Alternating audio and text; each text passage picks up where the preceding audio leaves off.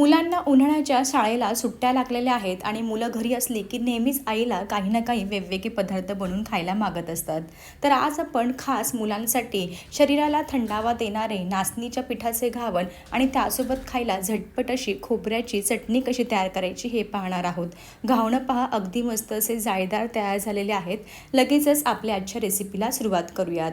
घावण्याचं पीठ तयार करण्यासाठी मी या ठिकाणी 1 वाटी नाचणीचं पीठ घेतलेलं आहे. आपलं रेग्युलर भाकरीचं जे पीठ असतं ना तेच वापरायचं आहे. वेगळं असं पीठ दळून आणायची अजिबात गरज नाही. लगेचच पाव वाटी बारीक रवा घ्यायचा आहे. शक्यतो जाड रवा वापरू नका. अर्धा चमचा जिरं, थोडीशी काळी मिरी पावडर आणि चवीनुसार मीठ घेतलेलं आहे. तुम्हाला आवडत असेल तर तुम्ही हिरवी मिरची आणि लसणाचा ठेचासुद्धा घालू शकता. व्यवस्थित मिक्स करून घ्यायचं. सुरुवातीला 1 वाटी पाणी घालून व्यवस्थित असं मिक्स करून घेतलेलं आहे. दही घालायचे विसरले तर लगेचच 2 ते 3 चमचे कमी आंबट असलेलं दही घालायचं आहे. दही घातल्यामुळे ना घावणं चवीला खरंच खूप छान लागतात. आणखी 1 वाटी पाणी घालायचं आहे आणि मस्त असं सरसरीत बॅटर तयार करून घ्यायचं आहे. घावण्यांसाठी एकदम पातळ असं बॅटर तयार करून घ्यायचं आहे. आता हे बॅटर 5-10 मिनटं भिजत ठेवूयात. तोपर्यंत चटणी तयार करून घेऊयात. अर्धी वाटी सुकं खोबरं, थोडेसे भाजलेले शेंगदाणे, 2 ते हिरव्या मिरच्या, थोडासा लिंबाचा रस, कोथिंबीर, चवीनुसार मीठ आणि अर्धा चमचा साखर घातलेली आहे.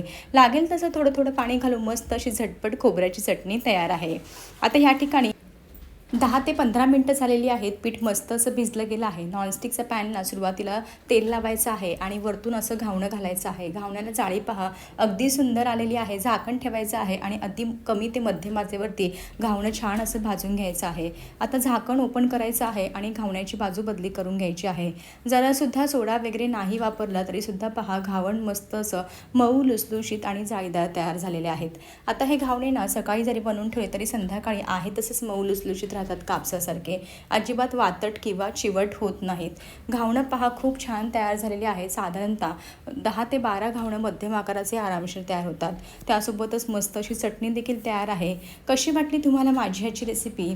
आवडली असेल ना तर ह्या उन्हाळ्यामध्ये मुलांना छोट्या मोठ्या भुकेसाठी किंवा संध्याकाळी वेगळं काही खायचं असेल तर हे नाचणीचे घावण नक्की बनवून द्या.